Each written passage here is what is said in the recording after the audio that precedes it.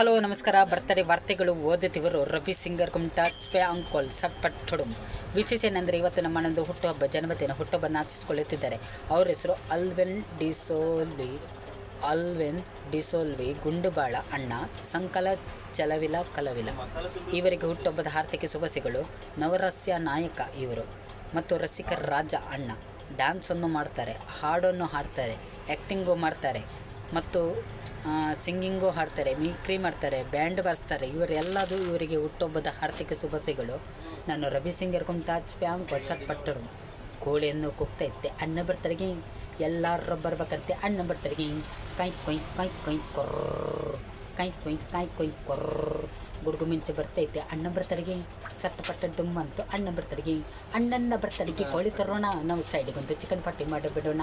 ಕೊಕ್ಕ ಸಟ್ಪಟ್ ಹುಡುಂ, ಕೊಕ್ಕ ಸಟ್ಪಟ್ ಹುಡುಂ. Happy birthday.